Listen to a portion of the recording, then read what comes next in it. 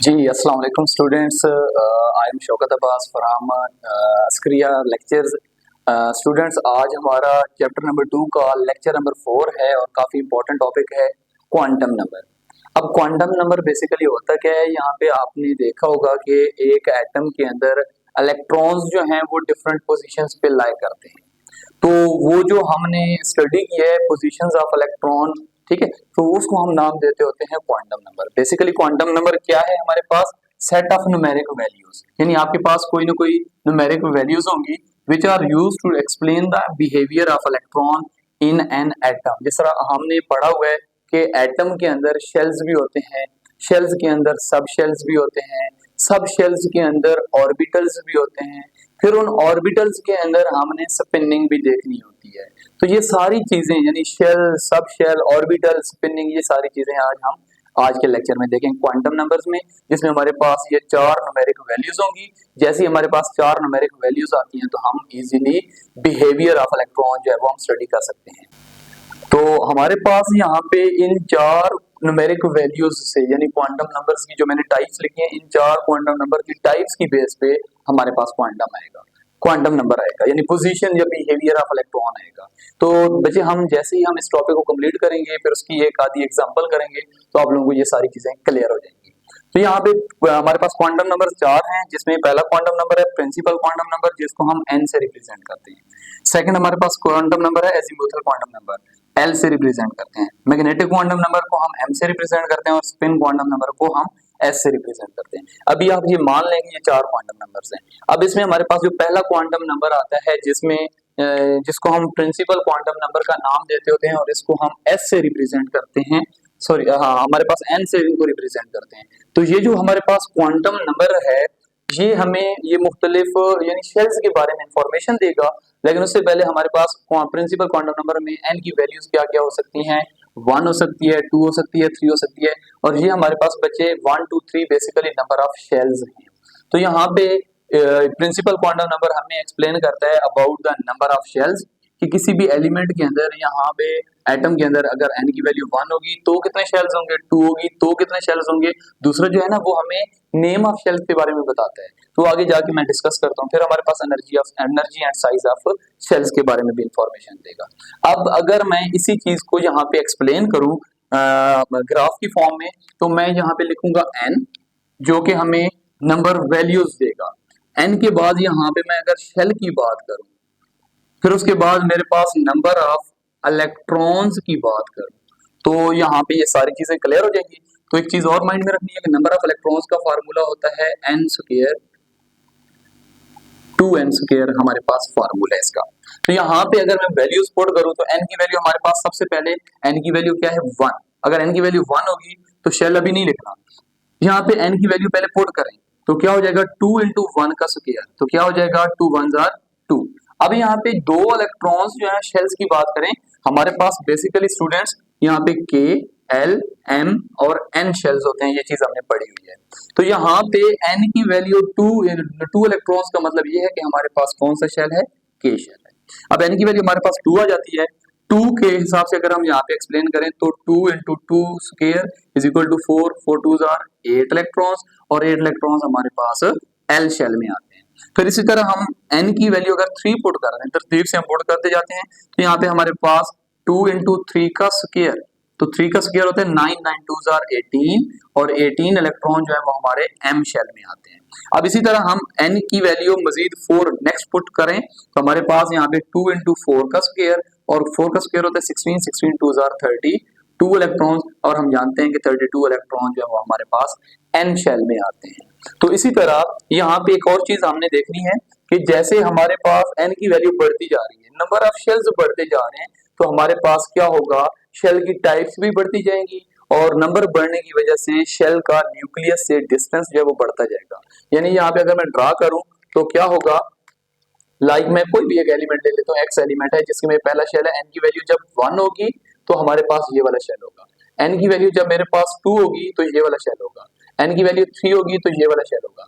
अब यहाँ पे अगर मैं शेल्स के नेम लिखूं तो k l m, तो इसी तरह शेल्स बढ़ते जा रहे हैं तो डिस्टेंस बढ़ता जा रहा है, और हमने बोर मॉडल में एक चीज पढ़ी हुई है, energy is directly proportional to distance, यानी डिस्टेंस बढ़ता जाएगा तो एनर्जी जो है वो बढ़ती जाएगी। इसका मतलब ये हो गया कि हमें यहाँ पे एक तो नंबर ऑफ शेल्स का पता चल गया, number of electrons in any shell, ये चीज हमें हो गई। इसके बाद हमारे पास एनर्जी एंड साइज ऑफ, लेकिन डिस्टेंस बढ़ता जा रहा है तो साइज भी बढ़ता जा रहा है और साइज के साथ साथ इसकी एनर्जी भी बढ़ती जा रही है। तो ये था हमारे पास प्रिंसिपल क्वांटम नंबर जिसको हम एन से रिप्रेजेंट करते होते थे।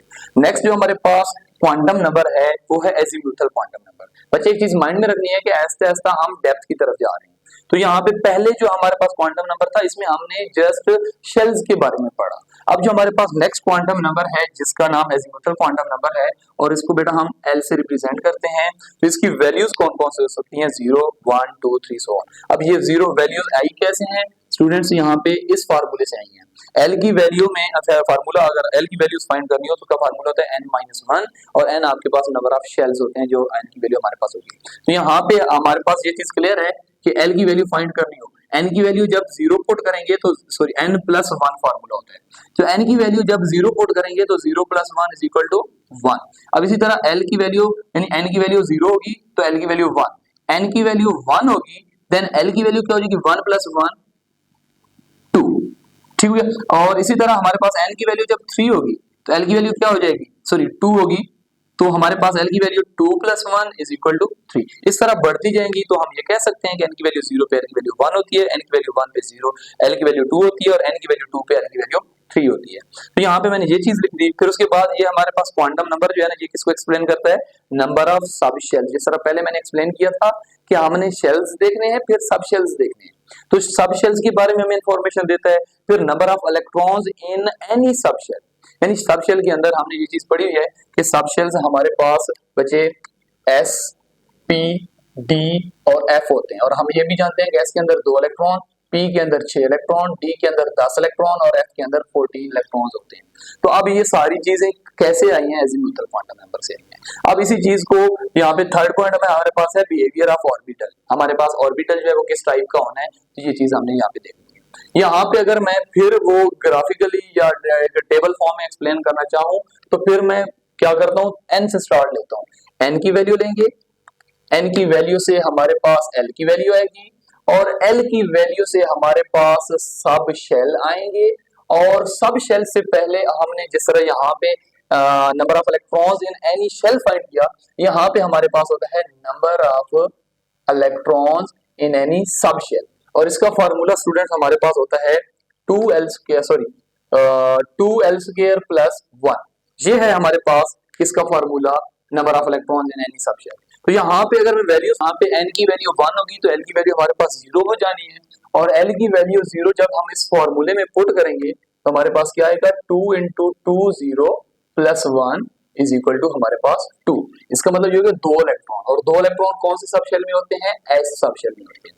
अब इसी तरह अगर हम बात करें n की वैल्यू 2 पे l की वैल्यू 0 होगी और नंबर ऑफ इलेक्ट्रॉन्स की अगर हम बात करें यहाँ पे 2 आ रहे हैं, यहाँ पे नंबर ऑफ इलेक्ट्रॉन्स की बात करें तो 2 × 2 × 1 + 1, 2 1s are 2 + 1 3, 3 2s are 6। इसका मतलब ये होगा कि यहाँ पे 6 इलेक्ट्रॉन्स होंगे और 6 इलेक्ट्रॉन्स जो है वो हमारे p सब शेल में आते हैं।